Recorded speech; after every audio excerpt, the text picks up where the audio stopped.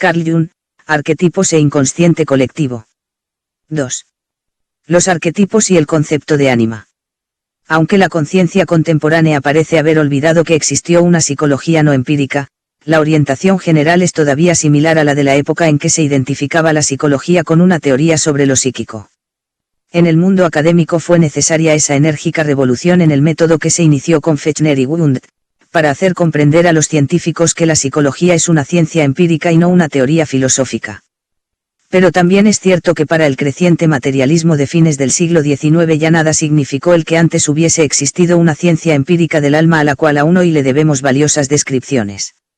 Recordaré solamente la obra del Dr. Justinus Kerner, Seerin von Prevorst, 1846.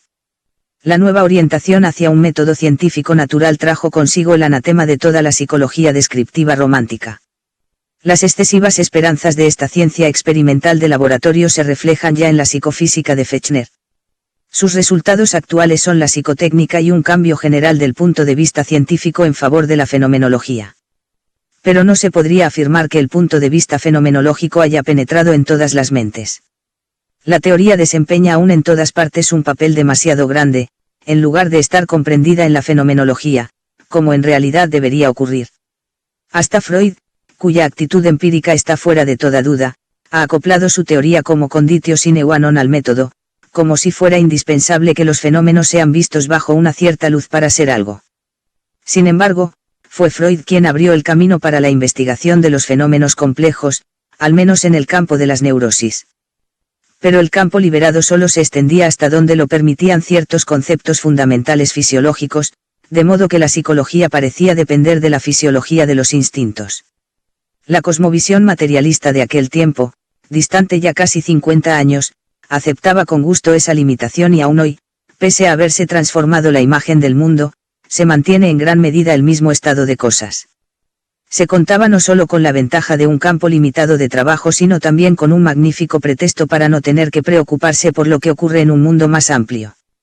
Así resultó que toda la psicología médica pasó por alto el hecho de que una psicología de las neurosis, como por ejemplo la freudiana, está completamente en el aire sin un conocimiento de la fenomenología general. Tampoco se tuvo en cuenta que en el campo de las neurosis ya Pierre Janet había comenzado antes que Freud a estructurar una metodología descriptiva, y sin cargarla por cierto con demasiadas hipótesis teóricas o derivadas de una concepción del mundo. El filósofo ginebrino Theodore Flournoy presentó en su principal obra La psicología de una personalidad extraordinaria y nos dio así una descripción biográfica del fenómeno psíquico, que excede el estrecho campo médico. A este le siguió, como primer intento comprensivo, la obra maestra de William James, Varieties of Religious Experience, 1902. Debo fundamentalmente a estos dos investigadores el haber aprendido que para captar la esencia de la perturbación psíquica es indispensable situarla dentro del todo de la psique humana. Yo mismo realicé durante varios años trabajo experimental, pero al ocuparme con intensidad de las neurosis y psicosis tuve que darme cuenta de que, por más deseable que sea la determinación cuantitativa, no puede tener éxito sin la cualitativa.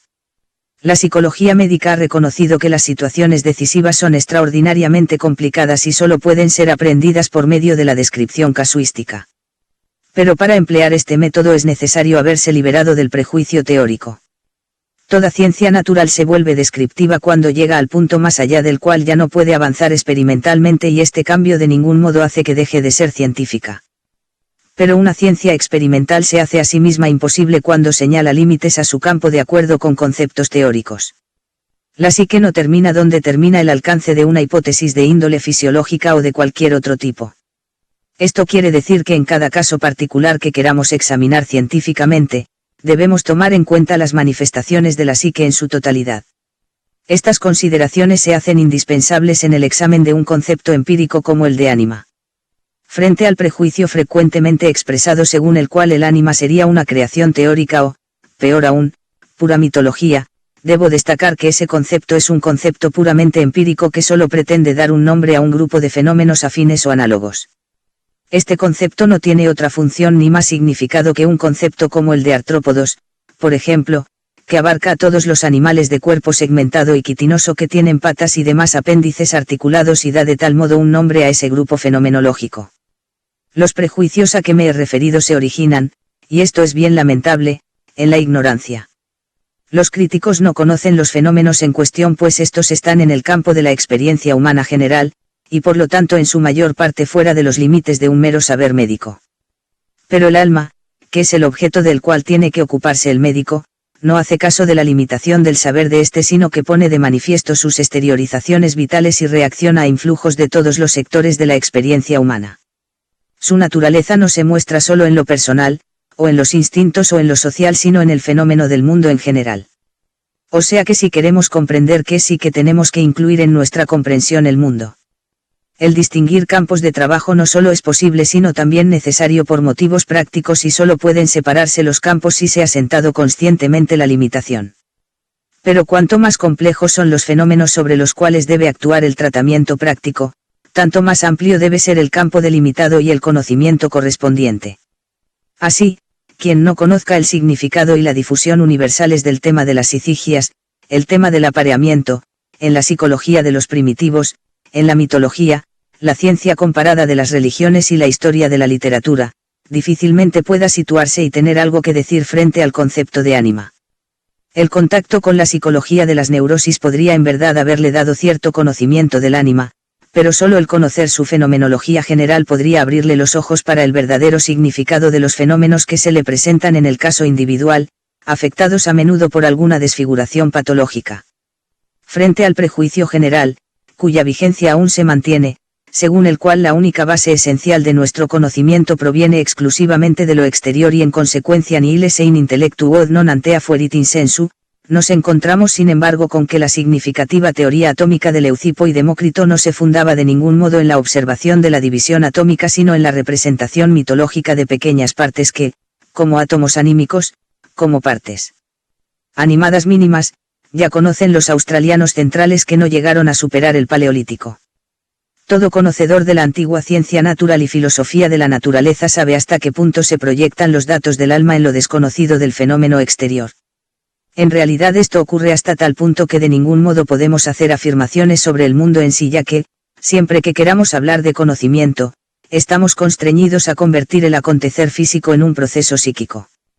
Pero, ¿quién garantiza que de esta conversión resulta una imagen del mundo suficientemente objetiva? Para tener esta seguridad, el hecho físico debería ser también psíquico. Pero de esta comprobación parece separarnos todavía una gran distancia. Hasta entonces hay que contentarse, bien o mal, con la hipótesis de que el alma provee las imágenes y formas que hacen posible el conocimiento de objetos. Se acepta generalmente que estas formas han sido transmitidas por la tradición, así, seguiríamos hablando hoy de átomos porque, directa o indirectamente, hemos tenido noticia de la teoría atómica de Demócrito. Pero, ¿de dónde proviene el conocimiento que tuvo Demócrito o, más aún, el que tuvo la primera persona que habló de los elementos constitutivos mínimos? Esta idea tuvo su origen en las llamadas representaciones arquetípicas, es decir, en imágenes primordiales, que nunca son reflejo de sucesos físicos sino productos propios del factor anímico. Pese a la tendencia materialista a entender el alma como mera copia de procesos físicos y químicos, no hay una sola prueba que apoye esa hipótesis. Y es más, innumerables hechos demuestran, por lo contrario, que el alma traduce el proceso físico en una serie de imágenes, que con frecuencia tienen una conexión apenas reconocible con el proceso objetivo.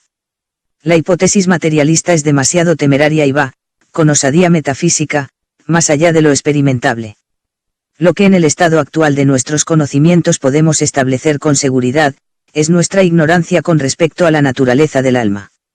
No hay en consecuencia motivo alguno para considerar la psique como algo secundario o como un epifenómeno, sino que existen razones suficientes para verla, al menos hipotéticamente, como un factor sui generis. Y podremos seguir admitiendo esto hasta el momento en que el proceso psíquico pueda también ser fabricado en una retorta.